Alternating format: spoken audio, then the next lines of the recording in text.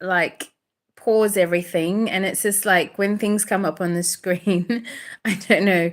I don't know if you can see it. And look, my mum called me from she's in Africa at the moment, and she was just calling me to say, if you want to speak to me, I'm going to church soon, so you've got to call me now. And I thought I was trying to tell her, Mum, I'll call you back. I'm live online. I can't do anything. But anyway, so I had to hang her up and just put her on pause and just fumble my phone around. So I am back, and I'll just continue what I was saying and sharing.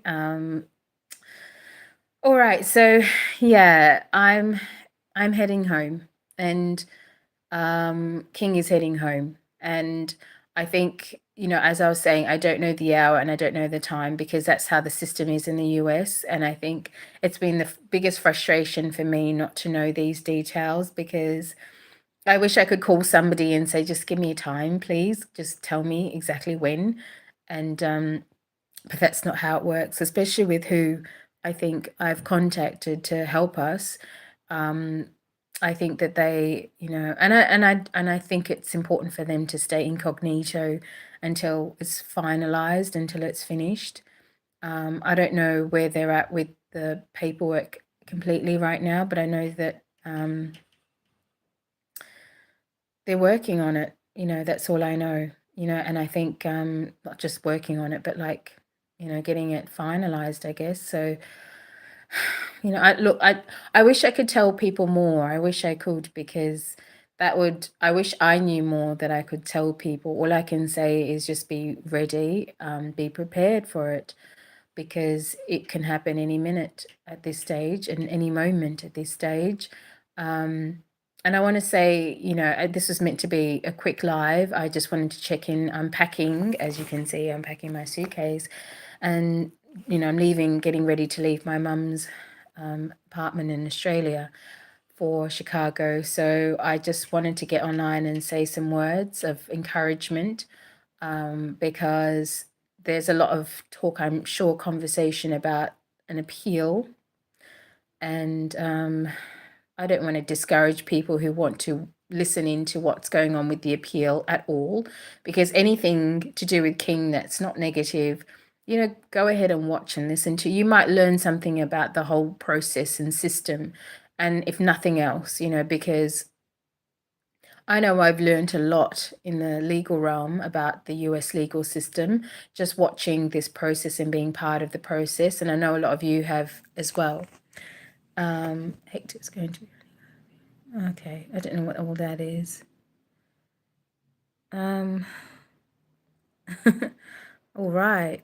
Yeah, King. Dice roll. Somebody's putting some advertising. Sorry.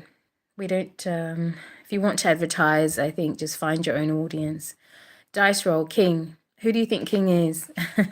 Anyone? Can anyone let Dice roll know? Anyway, I don't know. I like your name, by the way, and I like your little dices. I think that's pretty cool. I think that's really cool. But anyway, so welcome anyway, everybody. Anyone else who wants to say anything, hello, or something positive, please? I'm not really into all the negativity or any negative comments. And you'll know I'll block it or delete it anyway. So just just be advised, if you feel like you're having a bad day, I just encourage you to have a pray and then join us. Come back and join us when you're in a better mood, but just don't come on here to try to take out your bad emotions on this platform because I don't tolerate it. And even as this platform grows, I don't know how I'm going to manage all of that because you know how people are. The bigger you go, the more you can't control all of that. And I'm sure I won't even just read the comments at that stage because people have so much to say. People have bad days and they think, oh, well, let me come online. Somebody's live, so let me go out and spread my bad energy. So anyway, I was just saying, welcome to everybody who's just joined me. So I wish I could tell you more about what time and date, but you have to understand that's the system, that's the legal system. All I know is it's here, it's final, it's and it's just a matter of hours a day to, I'm just praying, like, really at this point, because all I can do is do that, because no one's going to tell me, okay, he's going to be released on this day, at this stage, because it's also a security risk for him, but also for them and the people that are doing this, are involved. And when I say people, it's, really only two major individuals in the federal system. And hi, Craft Arts. Hello, welcome. That's a nice name too. I like that. Craft Arts. I hope you're crafty and arty. Anyway, so like, yeah, I was just saying that I think I wish I knew more. I wish somebody could give me, I could call somebody and just, ring a friend and get a time and day. But at this stage, all I can tell you is just listen out. Feel free if you want to listen into his appeal stuff, because if you hear things that might help you one day, or maybe help you advocate better for somebody else, then please listen into what's going on with that. But just bear in mind that that's just not how it's going to happen, because first of all, God was always a part of this whole plan, I think, like this was all part of bringing King into alignment with who he's meant to be. King being RKelly, by the way, dice roll. I call him King because that was a name, I guess, a nickname that started when we, in the early days. I actually used to call him LK. I had another nickname for him back then, and I won't go into all my nicknames. It was probably only two actually. This one and the one before that, but I have a brother called Robert. So just so you know, and that's also part of it, because I felt it was a bit weird, I think, calling him Robert and my brother's name's Robert.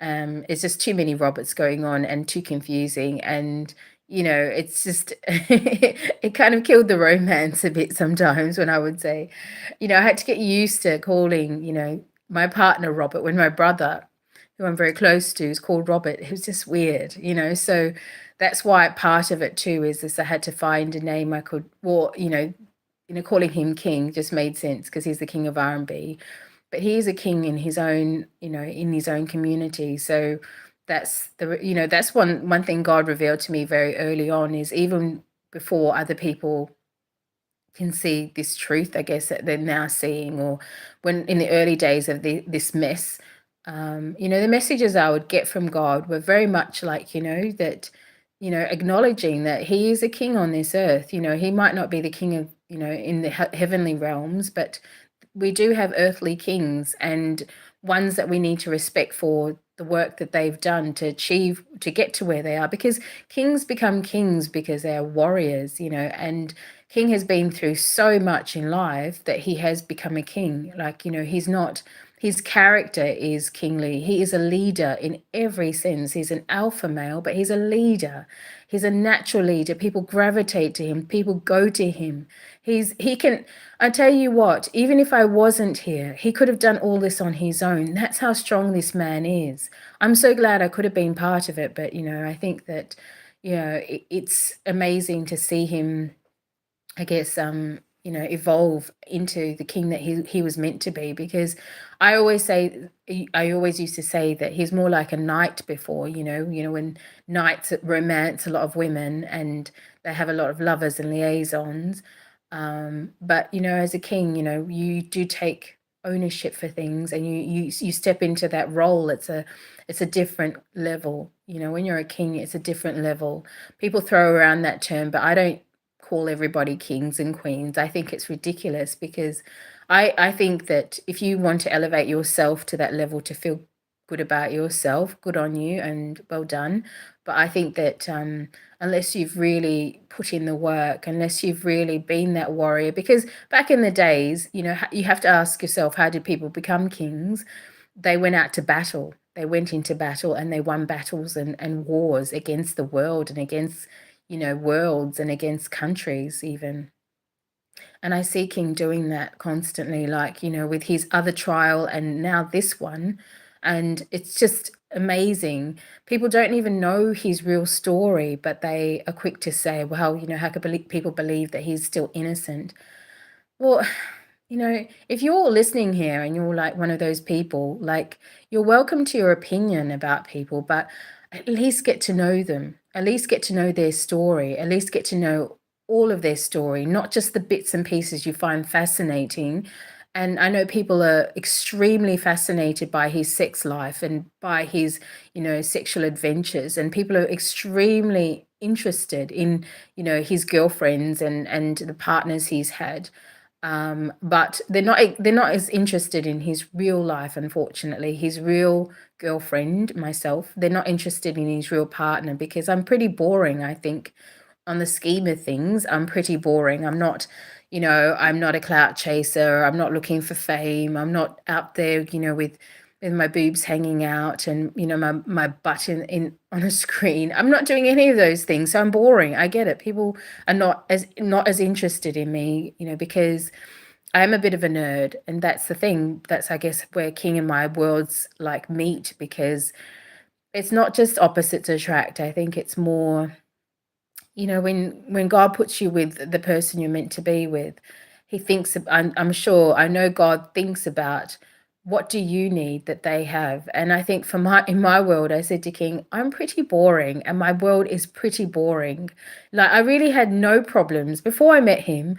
I lived this really calm and quiet life, minding my own business, not getting into any trouble, or just doing my thing, doing my work and studies. At the time, I was working. I was a bit photographer still, and I just wasn't. I was including. I was included into what was going to happen, by being involved with him. But I said to him, "Not that was what was missing in my life. Is that I think my life was too boring, to be honest. And be careful what you say, I guess, because I was not privy to what was going to happen, and I'm not making fun of it because it's not funny, and definitely hasn't been funny for us. But that when you think about how opposite King and I are, just keep that in mind. Is he was drawn to me because I was so calm and my life was so boring, and like, really, when I say boring, it wasn't. It's not boring. I have a lot of fun. I enjoy myself. I have great friends, and I have fun wherever I go, and whatever I do, I make it fun. But when I say boring, I don't have, like, people suing me in court. I don't have any of that stuff going on. I don't have people, wanting to use my name for fame. I don't have any of that going on in my world. I just, and I don't have, I guess, I don't come with baggage, a lot of baggage either. I don't, come with, traumas that have made me, hate men, or, fear men, or, even just fear the system, I guess, too. I want to talk a little bit about that and how I was able to get to this point with him that people couldn't. I think when you're in a situation, like I was saying to people in my life that I had to cut off because my mum called me from overseas. When you're in a system like you are in America, and you're American, and you're so used to things going wrong, and you're so used to hearing stories of people being criminalized for the wrong thing and falsely arrested, falsely accused, you get into a mindset of negative expectation. You, like, really do expect things to just keep going wrong.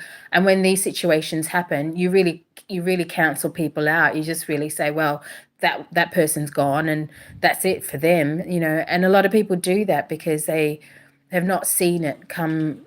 They've not seen things work out for people, I know, in America, because a lot of people go through the system and don't come back out. They just keep going in and out of the system. Whereas I was saying in my last live that I didn't grow up in a community or a environment or a country where I knew anybody that went to prison, that was shot, that was in a gang, or in any of those situations. That's what I say. I'm pretty boring because I didn't have any of that growing up. So I didn't have any negative expectations when I approached this. I had nothing but positive expectations. So I never looked at people and firstly thought, oh, well, this person's racist. I actually was looking at people and thinking, what is their character? What is it that they want? What is it that they are really about? When I looked at the prosecutors, when I looked at the judges, when I looked at his attorneys, that's how I tried to view them. I didn't just cancel them out because they were white, or they were, they appeared to be not on his side. I just thought, what is their agenda? What is this person's agenda? What is it that they want to get out of this? And if it was monetary, or if it was like for power, or, or attention, like I've seen some of them come through here, then for me, I put them in a bad box, that then they're not good characters. But the two, I have to say that the two people I did contact in the federal system that were part of these cases, I spotted, because I spotted something in them that told me they will listen. They will listen. If you can just tell the story the right way and you present it the truth and nothing but, and you don't skim over like the mistakes King has made. You don't, make it sound like he's some kind of, semi demigod, but you just tell the truth. If you just tell the truth of everything, they'll listen. These two people will listen to you. And I had to identify them from a place of, just purity of heart, like see them from God's perspective. Because if I had the lens of an American, I probably would have, discounted them because they're white. And, in a lot of people's minds, most people in the system that are white don't care about black people. Whereas in my view, I was just like, I've got to give it a try. If they're racist, they're going to ignore it. But if God has put it on my heart to contact them and to to be in contact with them and just keep telling them and giving them the truth with the evidence, by the way. I didn't just come with stories. Turf Cat, hello. Pied Piper of R&B, hello. All you guys have really cool pictures and names, by the way. I think that's really cool. Anyway, the Pied Piper of R&B. Yeah, I suppose that's his name too. He's got a number of nicknames, but I call him King over here. So if you hear me say King, that's Robert Sylvester Kelly. And I was just saying to people, I started calling him King because my brother's name's Robert, and it just was awkward for me initially to call him Robert because I'm close to my brother, and it was just a weird experience for me. And so if you guys can imagine, if you had somebody that you fell in love with and were in a relationship with, and they were named the same name as your dad or your brother, it's a weird experience. So, and we also call my brother Rob. So it was all of that. So I thought, I started calling him King because it just made sense. And because he is like that, that's how he is. That's how he carries himself in the world. That's who he is to his community. So, yeah, it made sense. But anyway, yeah. So to get to this point, I have to say that, had I not had the naive, I guess, narrow-minded perspective of an Australian from abroad, I probably wouldn't have got here with him. I probably would have just depended on his attorneys to get him home, because that's the other thing. I think I am very highly educated, so I think for myself and I think on my feet, and I've been in the top 1%, so I don't consider myself any lower than anybody else with any other degree, because I just think, okay, you're a lawyer or you're an attorney, so what? There are lots of people with degrees and have, qualifications and things, but are still crappy at what they do. So I really want to put that across to people. Don't get caught up on titles with people, please. Like, even no matter what people say or do, just don't get caught up in that. Like, just be willing to see people's character and their soul and their heart and their intention. The things God wants you to see in people, be willing to see. Because if you get caught up in things like, oh, well, that's a super attorney, or this attorney has helped all of these people, in this situation, then you can get tricked the way I was tricked. Like the way I was tricked with Jennifer Bongine. I can't tell you like how I felt, because I don't want to accuse anyone of like being diagnosed narcissistic, but like you guys would never know. Like, you never know a narcissistic person until you're up close to them and you have to deal with them yourself, because the lack of empathy I experienced with her, the lack of like the way that she maneuvered, and she even justified her actions of, like, continuing the story of the interns. The Honey Lover Man. Yeah, that's his name too, the Honey Lover Man. Do you know, I love that song, by the way. It's one of my favorite songs. I'm just going to shield these people, like my neighbors, from having to. Yeah, sorry, there are people going past. I was just saying that I'm getting ready to leave my mum's condo apartment in Australia just to come home. So I just was doing a quick live that ended up being a bit longer because my mum called and then the live cut off. And I ramble, I tend to ramble. So I'm sorry if I go off topic. But hello, Michelle, stand back. Welcome. Um, yeah, so as I was saying, I think that it's a busy day because today's Sunday here. I think people are, busy getting together with friends and family. So if I kind of move my phone away from the window, it's because I don't want people to get to be on screen that don't want to be. Anyway, so I was just saying, yeah, I didn't come with any negative expectations when I approached these people about bringing King home. I really did come with the perspective that I can do anything, and with God I can do anything. And if God says that, you can ask me for anything in faith and I'll give it to you, especially if you truly are innocent, even if no one else believes you. God knows the truth. God knows the truth. God was there. Forget about other people and what they think. God is God and God will always be God. So yeah, I just wanted to say that to you guys. If you're dealing with any situation, don't be afraid of your governments. Don't be afraid of your law enforcement officers. No matter what people have said about them, you are powerful with God. You can do anything. Don't let them intimidate you. Unfortunately, like King, in all his power and all of his achievements, he still was raised in America, where the system has been so unfair for so long and so messy and full of so many corrupt people. And there's corruption everywhere in the world, but I have never experienced it like I have with this case. I've not seen so much malevolence and so much narcissism and so much sociopathy, like real characters of deviance, real characters that for me are monsters.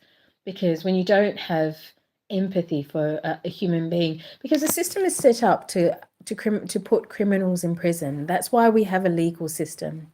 That's why we have police officers, we have judges, we have juries. It's to get people that are real criminals and put them in jail. It's not to take a famous and a very well loved, icon, a musician, and then to paint him as a predator, to put him down on paper as a predator, even if he isn't, and then make sure that he gets into prison. That's just not why the system was set up. That's an abuse of power. It's an abuse of the power that the people have given, and it's an abuse of the power that God has given these people. You can't paint somebody who's innocent, who's going about living their lives and making the mistakes that people make. He has every right to have had the history he had.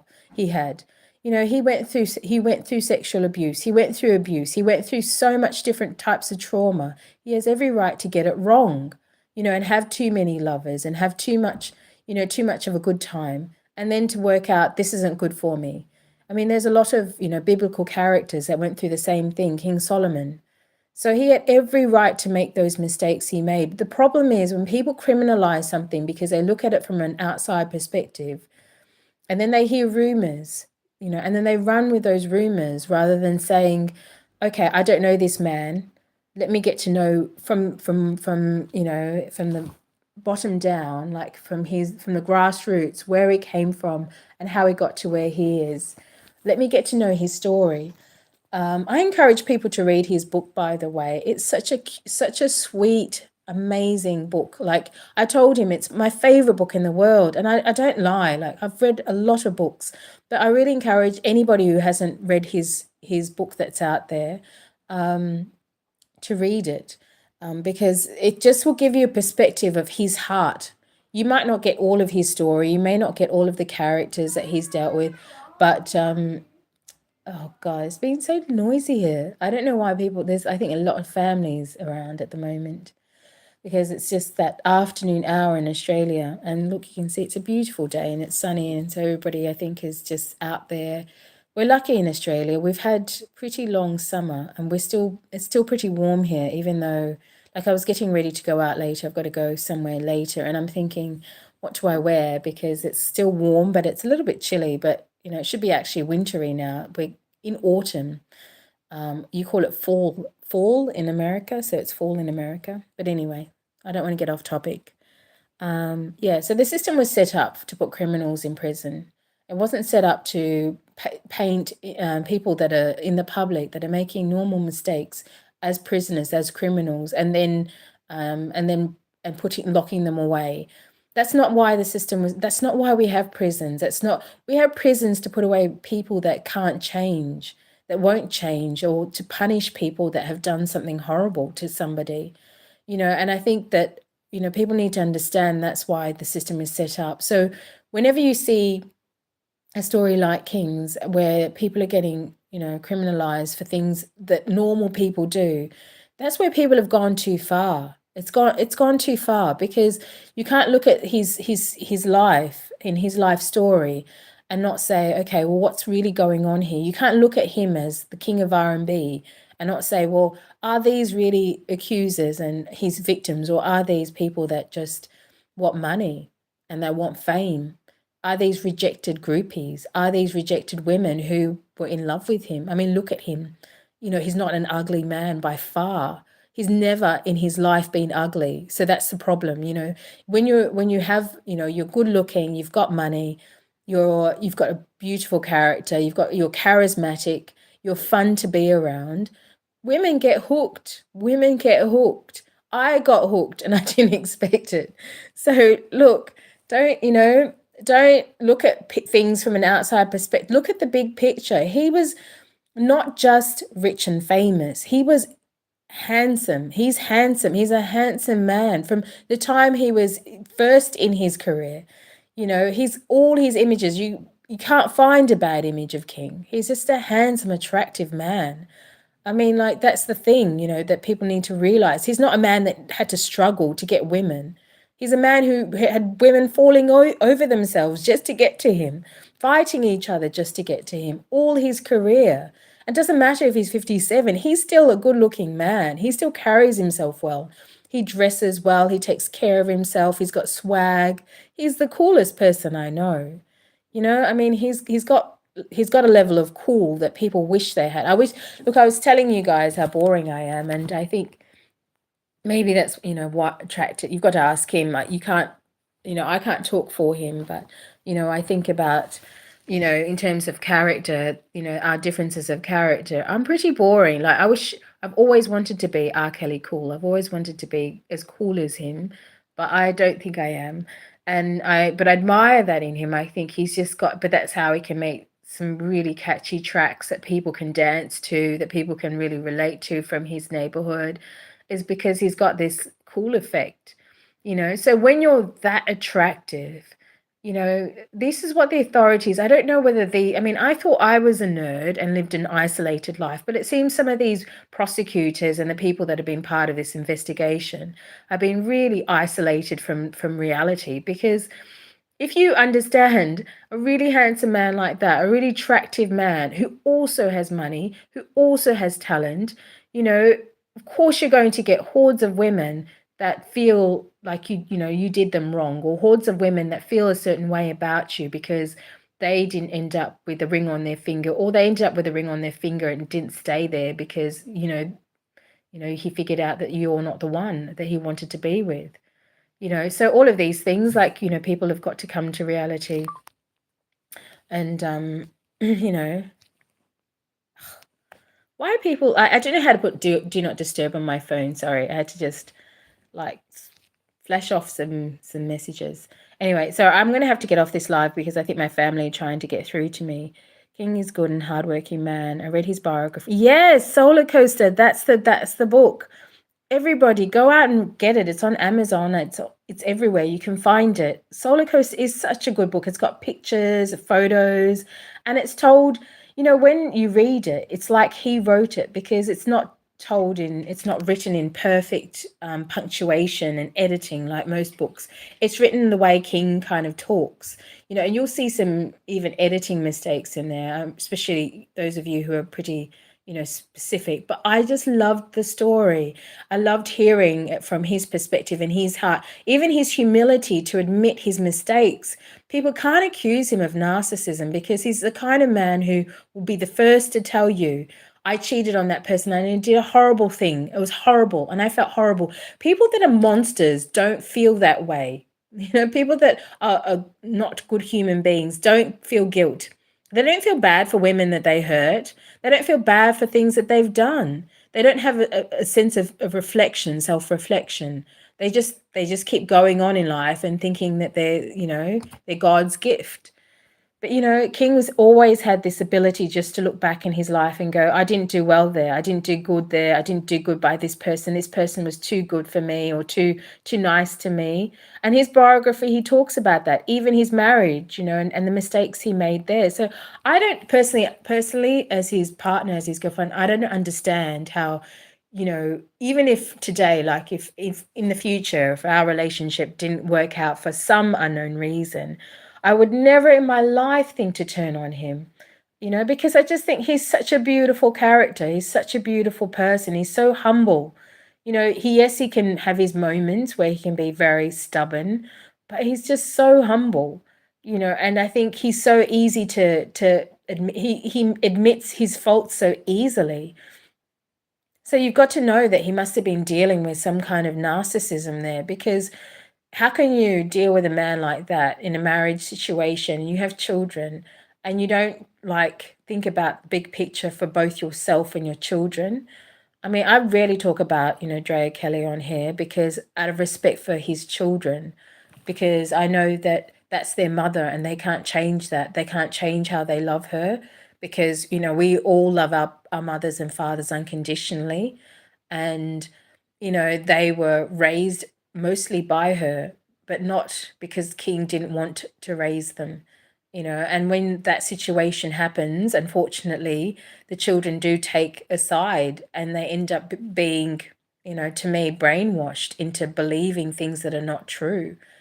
And I'm going to share a little bit about that, my dealings with his kids, because I really don't talk about them on here and because I don't want them to be hounded in any way, shape, or form. But I was very specifically honest with them about what I saw in their mother. It was really hard for me because I came in and I was probably put my foot in it as well, too, to be honest with you, because I was so hurt for what was going on with King that I just couldn't understand how any human being could treat him that way. Somebody who's supposed to have loved him at one stage and who has his 3 beautiful children, and they have beautiful hearts despite, a lot of the things that people think and feel about them. They've got people, again, you've got to see things from a bigger perspective.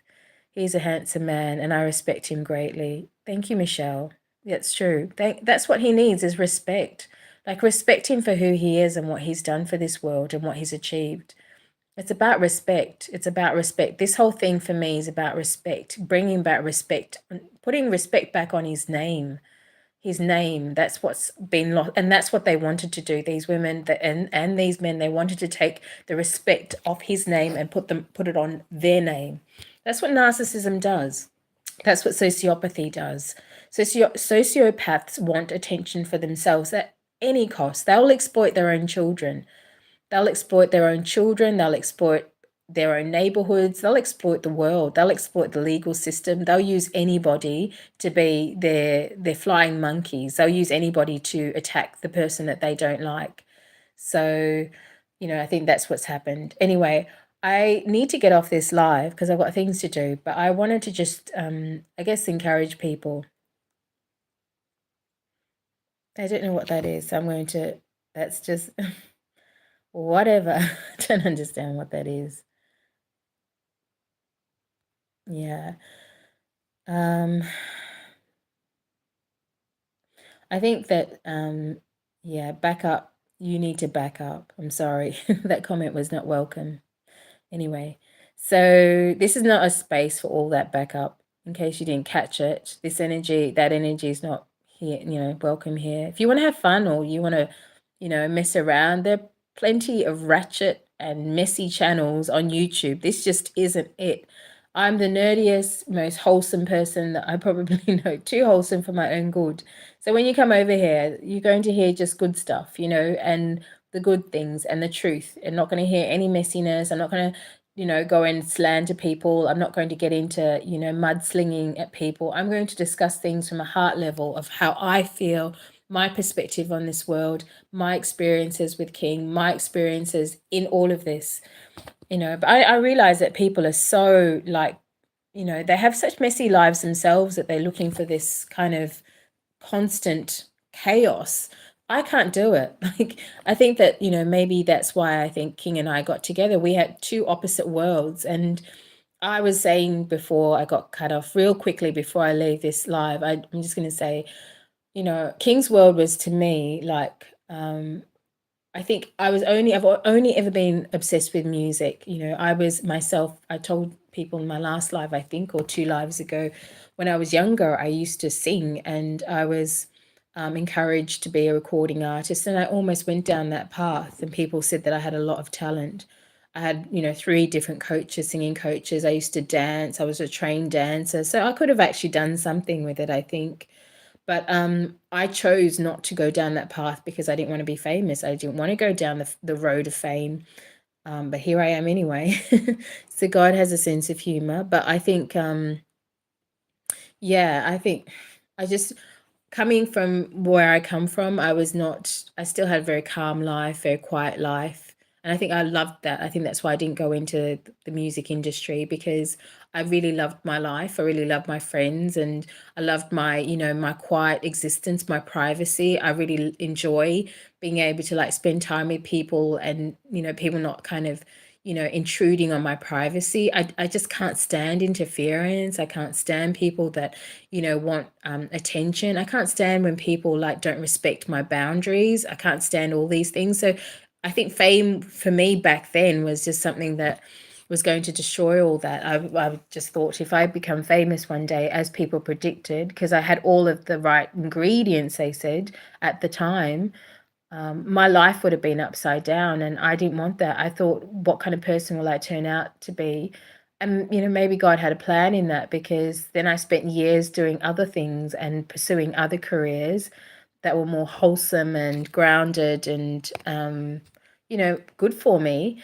And to come back around to now this situation with King, I think I can see it from both perspectives. Like, I can see, what people are seeing on the outside about him and why people would think he's guilty and why people would think this about him and that. Because when you're on the outside looking in, you can just lose touch with what's really going on in somebody else's life that you don't know, like a famous person. I've done that too. Like, I've read articles and thought, wow, that's a really shocking thing to happen to this person.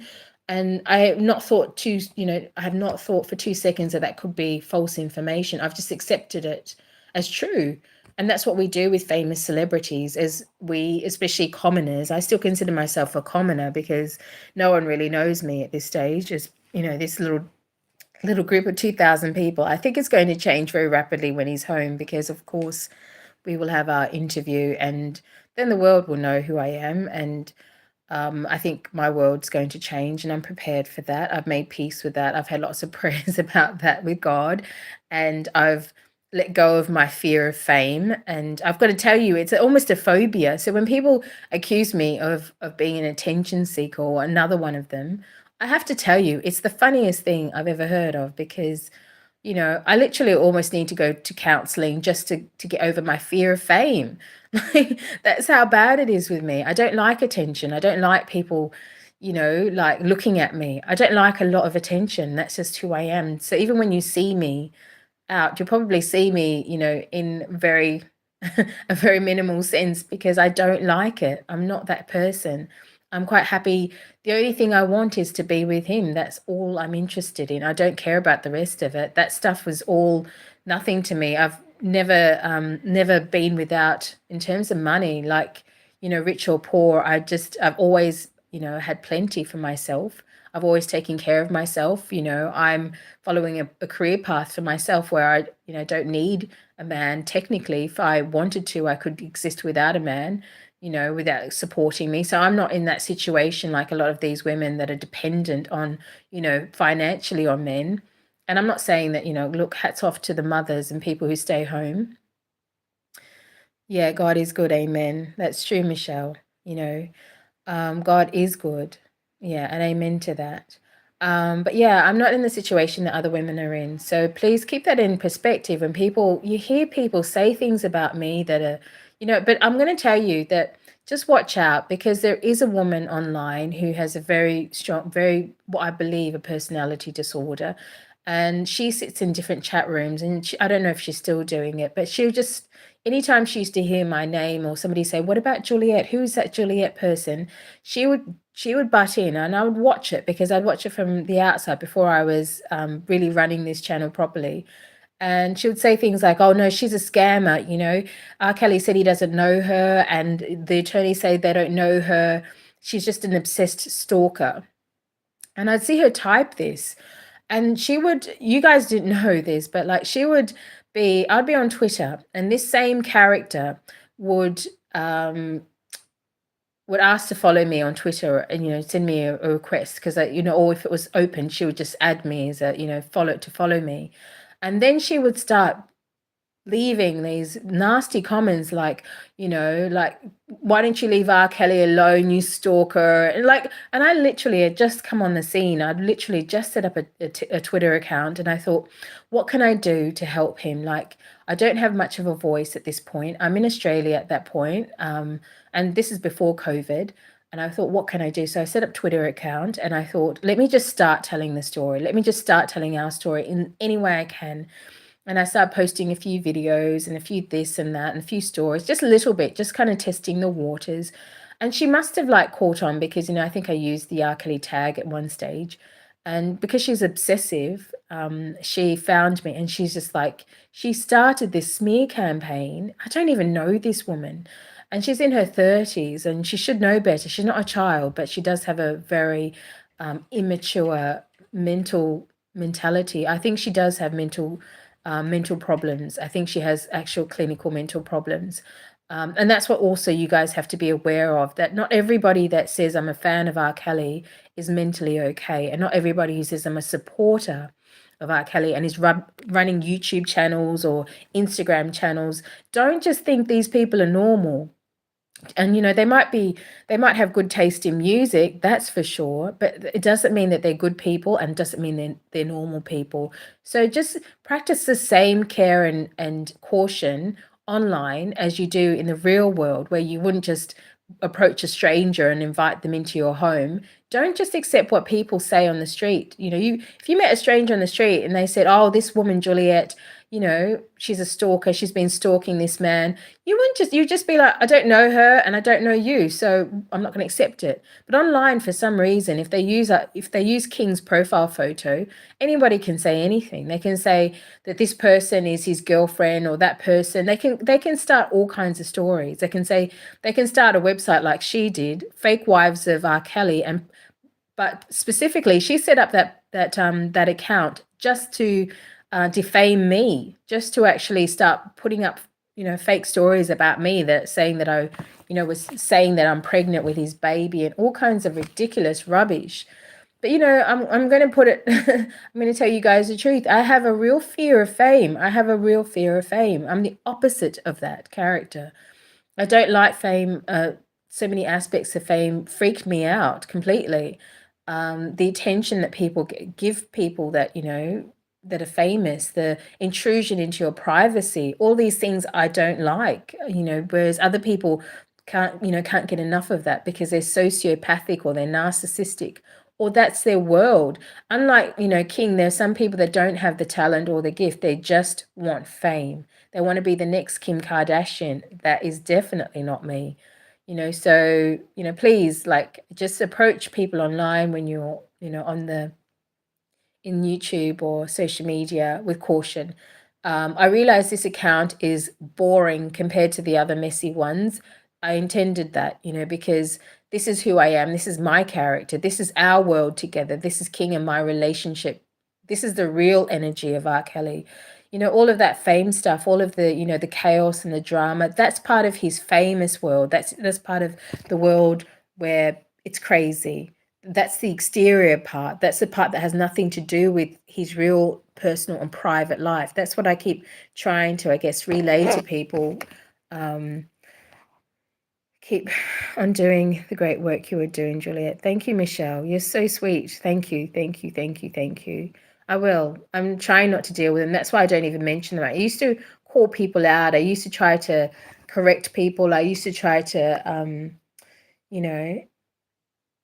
don't know. I'm cautious about whether I should even mention this story, but I'm going to mention it here because since I'm coming to the end of this and I may not get this chance to tell this story, in the early days, before this is the last story, I promise you, because I have to go. I really do. That's why I've been getting messages and calls, and I've got to call my mum overseas and check in with her. And I've got to also go somewhere as well. I'm going over to my sister's place, my niece and nephew and her husband, and we're going to have dinner together. So, yeah, but anyway, I just... because I say so much, I do forget what I'm saying. So, what was I trying to say to you? Oh, yeah, I was going to say one last story. One last story for, I'm just going to leave this online because I think that, I don't know if I should mention her name, but there's a lot of people that say, well, why hasn't King called into this channel? I think I've explained that before because he has to protect himself at this. And I look, it hurts me because I wish he could call through on and speak to you guys and leave, like he has with other channels, because I wish he could speak and confirm everything I've been saying on this channel directly to you guys. But you have to see he's in a very hard situation where, on legal documents, and at this stage it's at an appeal level. His attorney still running the story that, Azrael was his girlfriend and Joycelyn Savage is his fiance. And in her delusion and madness, she won't step off of that. And it has nothing to do with King. I've showed you guys those messages, and I put that on the community board where she didn't check that information with him. She ran with it because of Stephen Greenberg. When I corrected her, she told me she was going to make note of it and she was going to check with him. She never did. So she never even included him on the motions to put that stuff in there. So it got to the point where the judges and the jury and all of these people, now have accepted that these women that were his interns were his girlfriends. It's the most ridiculous thing in this world. You couldn't write this in a script. Only in a movie could this happen. This is just, for me, it's the most insane thing to happen. That people, you can be talking to an attorney and she knows that you're his partner, and she knows it, and she's literally validated me. I have all the messages from her. But then she goes and she switches because she wants to, build up the same defense that Greenberg came up with, which is to paint these two as his, long-term living girlfriends, that he was in a menage a trois, relationship, a polygamous relationship. He wasn't. Yes, he had a lot of girlfriends in the past. Yes, he had a lot of open relationships, but never was he, in a polygamous relationship. When I say that is, there's a difference between being in an open relationship where you date different people, which is what he's carried on for a number of years before me.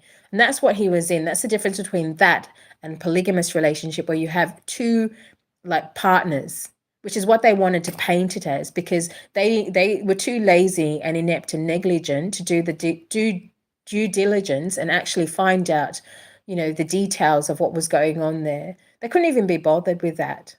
These people are lazy. I don't know why they even think to call themselves attorneys. Lazy, inept, and negligent. I have no respect for them. Greenberg and Bonjean, zero respect. Zero respect for their characters, because it didn't take much for them to just, to sit King down and say, what is the story here? Especially Bonjean. She had every opportunity. I blame her specifically because Greenberg, by the time I came into the scene to help King, Greenberg had already concocted this story and he was running with it wild and, free. because King, of course, has his reading dyslexia, and people have taken advantage of that. People have taken liberties that they aren't legally allowed to take. And that is the reason why I'm in the situation where I can bring him home this way, because this is fraud, this is corruption, this is criminal, it's negligence, it's just negligence, it's inadequate, it's not what we expected of them. So, we expected them to bring him home. We expected, for everything to run smoothly. It didn't. So yeah, but like I think, I was trying to tell you the story of like people kept saying to me, said to me, why doesn't he appear on this channel? Because he can't. Because he can't. Until he's home, he can't. That's legally how it is, because if he appeared on this channel, that would be validating everything I've said on here. And imagine all of the situations he's been in with these prosecutors, all of his experience with them so far to date has been one of malevolence, of like evil, of actual evil, of corruption. Like everything that he's done, every good that he's done in this world, every good that he's done in life has been twisted to be something deviant and dark, and part of his, part of a character, of a predatory character. Anything nice he's ever done for somebody or to even protect himself, they've twisted. So how can he trust? He can't trust them. He can't trust his own government to tell the truth at this, and that's where he's at. So when you hear him on like other channels, and he's just talking, you've got to take it with a grain of salt, whatever he says on there, because all he's doing is actually giving himself an outlet to feel sane, because he's stuck in a hellhole because of corruption and stupidity. So he has to have an outlet to to talk to the outside world. If he can't come on this channel and talk to you guys, he has to, for his own sanity, he has to feel like he's doing something for himself. That's why I've had this channel, and I've tried to relay that to people. People have asked me, why are you on here? And because it's for my own sanity sometimes, because I do go in, if I keep all of these thoughts inside me, you can go insane. It's a heavy situation we've been dealing with. And to share this with people so they understand. So if they go through this, maybe they will one day be able to channel what I went through and go, oh my God, I remember Juliet got through it. If she can get through that, I can get through this. That's what I hope people to get out of this is that King and I can come through this, you can come through whatever you're dealing with. I promise you. Don't discount God. God can get you through anything. And also don't discount love and truth. No matter how scary it is, how scary the truth is, stick with it. It will get you to wherever you need to go. If you're a righteous person, if you're a deviant, dark energy person who's actually doing these devilish and dark things, you can't expect God to help you. There's no way God would be on King's side if that was the case. And I want to say that as I talk about these prosecutors, I talk quite honestly and openly, and I don't care if they're listening. I don't care if they ever hear this.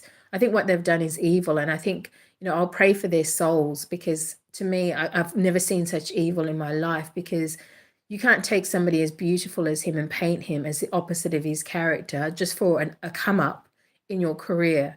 It's obvious to me what they were doing. It's obvious that the two people specifically, the two prosecutors that were part of this, the head prosecutor and her sidekick, and how much damage they've done. They don't know how much damage they've done to him, and they don't care. If they're narcissistic, God help them. I'll pray for them, because that's the only help they can get. Because if you're a sociopath, a narcissist, or a psychopath, and you're in the criminal legal system and you're working as a prosecutor, and you have this in your character, you have this affliction, only God can help you, because no one can teach you empathy. No one can teach you to be righteous and not corrupt. No one can teach you to have those characters. You either have them or you don't. I was lucky enough to find two people that had empathy and that do have, they're not corrupt, and they may not be perfect, and they have made the mistakes themselves in thinking that he was guilty. But I tell you what, I've been able to find their soul and their character through that. Through all of this mess, I've been able to spot the people that weren't, part of this corruption, weren't part of this plan to just get him at any cost, which is just the dark and deviant and of the devil plan. You can't do that to human beings. You can't do that to people. People have a right to their freedom. People have a right to their life. If they're citizens of the United States, that you should be protecting them. That is your job if you're a prosecutor and you're sworn to protect your community. He is your community. Don't get it twisted. You work for him. He is your community. He doesn't work for you. You're there to serve him as much as these women, not the other way around. And if you abuse your power, God help you. Because God, if you abuse your power in that kind of position and you think that you can get away with evil, God will come for you. God will come for you in the hardest way that you can even expect. It won't be man, it will be God. And when God's hand comes for you, you better be ready. Anyone who's done this, be ready, because God is coming for you. All the people that have participated in this corruption, in this conspiracy, God is coming for you. And God help you. I will pray for your souls, because I promise you, whatever you're going to have to deal with coming out of this, I would hate to be you. I would hate to be you, to have God as your enemy, because no one can come out of that well. When God comes against you, you're not going to come out of it well. And if you think that what has happened to him has been bad, I would hate to see what God is going to do to you guys. And it won't be by the hand of man. God might use man to correct this, but the revenge, the justice part, it's going to be heavy, and I'm praying. I can't wait. Look, I don't ever take joy in seeing the downfall of anybody, but I take joy in justice, and I take joy in people being corrected into how to treat people, because I don't want to see evil in this world. I don't want to see these people in any part of our world get away with it for 1 second, because I'll do it again to somebody else who's innocent. If they don't do it to their children, if they don't do it to the people that come in their lives, they'll do it again to people. They want to paint King as who they are. They are the monsters, and they want to paint King as the monster. That's not going to happen on God's watch. I don't have the power that God does, but God has the power to correct all of this without even me being in the picture. And God will, because King is a righteous man. No matter what he's done, how many lovers he's had, it doesn't take away his character. When you're a loving person, that doesn't take away your character. Your mistakes in life, if you're a loving person and all your intention has been to love this world, God is not going to discredit you because you make mistakes, because you've been through a hell of a time and you've been through abuse. God is not going to discredit you. God's going to say, well, what can I do with you? What can I do with you? How can I mold you to be more in line with who you really are? And which is what God did when he met me. When King met me, not God met me, but King met me. God molded King into the person he is now, that people can't see, and I've been fighting for people to see.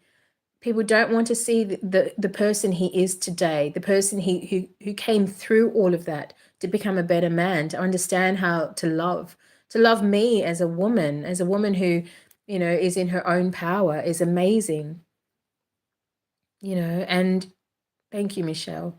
And like, I think that we've got to give him credit for that, because a lot of men don't do that. A lot of men don't do that. They become fathers, they go on into old age, and they never change. They never work out what they did wrong in their youth to get them to where they are. They never find a partner like me, who is to me, and I'm the pickiest person you could ever meet. You ask anyone. And I stayed single for a long time because of that. I'm hugely picky when it comes to men.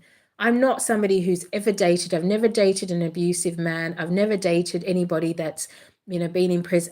I don't have, nothing wrong with being in prison, but what I'm saying to you is my standards of like expectation are very high when it comes to how I'm treated and the character of man that I pick for myself. And so when I was praying for my man, for my person, many years ago before King, I remember thinking, I want him to have just the most amazing heart. I want him to have the heart that loves you, God, more than anything. I want him to love me deeply. I want him to love me, truly. So they're the things I prayed for. I wasn't looking at the things that the world looks at. The world looks at the outside appearance of people. Do they smoke? Do they have, this kind of issue? All of these things are rubbish, because that's changeable. What's not changeable is if you don't have empathy, if you don't have compassion, if you don't love people, and you don't have these qualities. If something's broken in you, like some of these people, You can't change that. But you can change the other things. Like, he's given up smoking. I told him he's coming home. He's not going to smoke any of those cigars. I know you guys are all like, wanting to, some of you are wanting him to see that picture of him again, on stage smoking, the cigars. I even told, I don't know whether he's listening or whether he even listened to me, but I told his friend Will, who had this cigar bar, don't bring the cigars around him. Don't do it. I'm not going to let it happen. Not on my watch. He's not smoking. So, because smoking, especially those cigars, I'm going to tell you, as fun as they seem to be, it's the equivalent of smoking 10 cigarettes, one cigar. And I'm in the health business. I'm studying to be a doctor. How can I let my partner, like, who's suffering from diabetes, high blood pressure, and all these things from this situation? This situation has caused disease in him. How can I let him now come home to being a smoker and going to this unhealthy lifestyle, unhealthy diet that's contributed to this as well? I'm not going to do it, not on my watch. So these things have changed in him progressively, but he wanted to change these things. I can't change it in him. He wants to be a better man. He's always wanted to be a better man. He's always wanted to progress and become the man he wanted to be. So it's not me working, it's God working in him. It's God using me as a catalyst for his change. So I hope you guys take something out of that for, whether you're in a relationship with somebody or whether you want to be in a relationship with somebody. Don't try to change anybody. You have to work through God. You have to talk to God and talk to them in a conversation with God. You can't have a relationship with somebody and exclude God, and at the same time, you can't be somebody who judges people so harshly that you can't see what God sees in them, because that's also a problem in our world. We have spiritual Christian people who can't see this king that I'm seeing, that I'm living this nightmare with. So-called Christian people that are on, famous for their faith. It's laughable at this stage for me, and this is why for me it's like I'm so thankful that my faith is also not of the the secular faith of most people, where I think a lot of people, like, I think subscribe to a lot of these preachers, and I don't subscribe to that because I've seen the way that they have treated my love, my king. The way they've spoken about him has told me their character. It's told me that they don't have the love of Christ in them.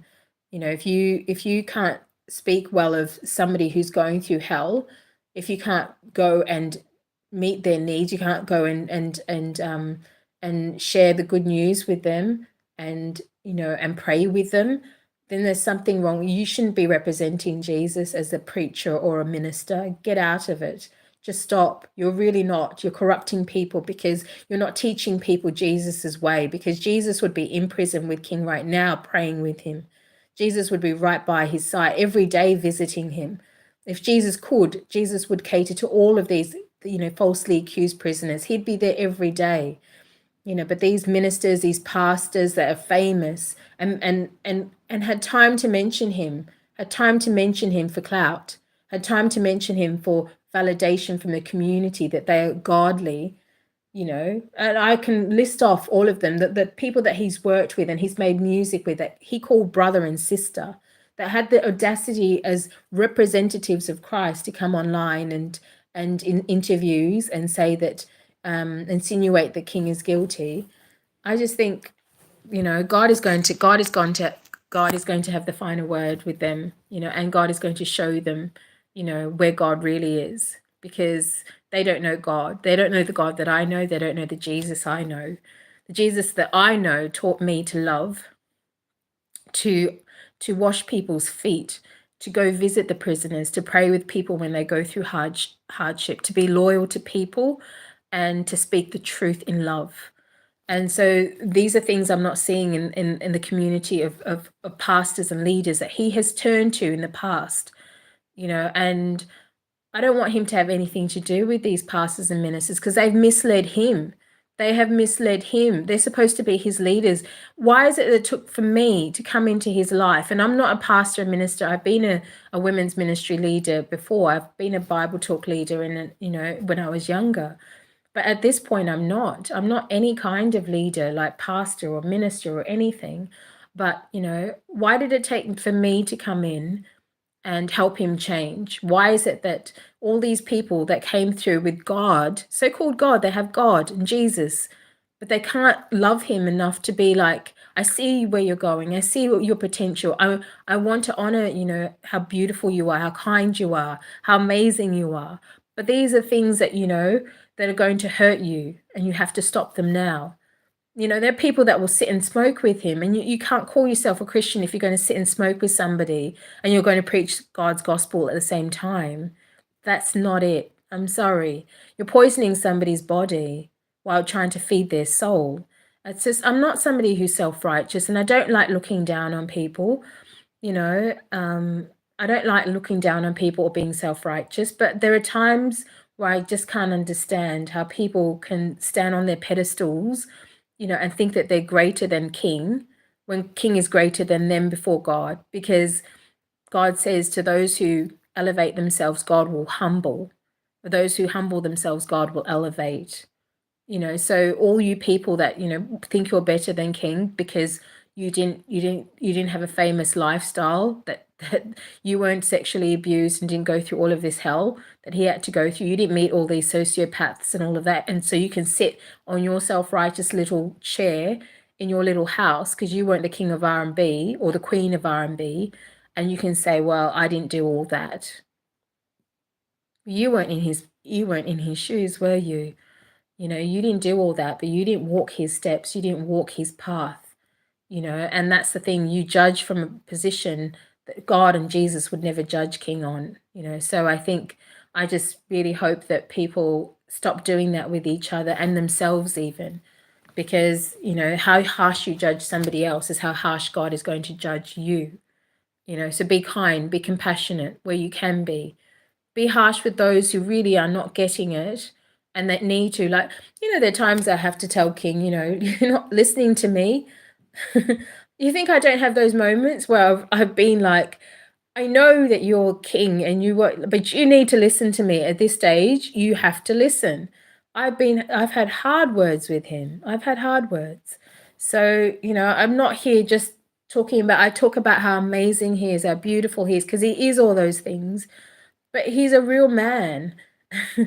He has real, and he's a very strong charactered man. I get it that people sometimes felt that maybe he was too strong-headed for them, but it's like love conquers everything. If you love somebody, you can get through to them. If they see your love, no matter how, strong-headed they are, when they know you love them, you will get to their heart. You will get to their heartstrings. You'll pull those heartstrings and you'll inspire them to change. And that's what I've done with King. So when you see him changing and becoming, it was through God, for sure. God has all the glory, but through love as well. I loved him to pieces. I loved him when he couldn't even love himself, like when he couldn't see what I was seeing in him. I loved him even in those moments. Unconditional love, because the Bible says love covers over a multitude of sins. True love, that is. True love covers over a multitude of sins. So if you're struggling in any kind of relationship, try love. Try to love somebody unconditionally without expecting anything back, without expecting that they will give to you back, and then see what happens. Just love from a perspective of seeing who they really are through God's eyes, not seeing what the world sees. And then just watch how they blossom before your eyes. We all need that, all of us. We all need people to see us through God's eyes and not discount us because we've made errors or bad mistakes. So, yeah, thank you so much for all the encouragement, Michelle. Thank you so much. And yes, amen. I was going to share a story of people were saying very quickly. I keep saying that, but I really do have to go. Okay, so goodness, I don't even know what time it is, but anyway, Real quickly, so people were saying that, King never calls me, never calls to validate like this on this channel. And I want to share this story that of a time when he actually tried to do that. We did try to go through that path because when I first came online to start this YouTube channel, I had no followers. I had this woman that was going rampant on Twitter and Instagram trying to say that I'm a stalker and King doesn't know me and I'm obsessed with him and I'm claiming to be pregnant, all of these things. I had all of that going on in the background. So I thought, okay, I need his help to actually get this channel started. So I actually I spotted, a YouTuber who was doing very well, and she was at the time very well received, and I think at the time well respected because she did appear to me for an instance to be very compassionate and empathic and to King's situation and very concerned, and I even considered her a Christian initially. So I'm not going to mention names, but I think you guys can put two and two together. And if you follow her, kudos to you. Like, I'm not going to discourage anybody from following who they feel they can get something from, something out of. But I just want to warn you of what I had to experience with this person. And I'm seeing other people now experiencing down the track. But like at the time for me, it was just like, oh God, another one. Here we go again. Somebody else who just wants attention and who's just here for the limelight. But now she's using God and this Christian persona to try to bring people in. And I'm one who has compassion for a lot of people. I know people come from messy families and narcissistic parents as well and sociopathic parents. And that's what messes a lot of these people up is they have parents that are exactly like them. So wherever you see somebody behaving a certain way, know that there's a parent somewhere that was exactly like them and who taught them to be this way. And I had a moment where I saw, I think she might have had her mother on, and I saw some things in her mother's character that I could see the connection of why she was like this. And I can only pray for her again. And I hope that you guys will pray as well. I've got to go, guys.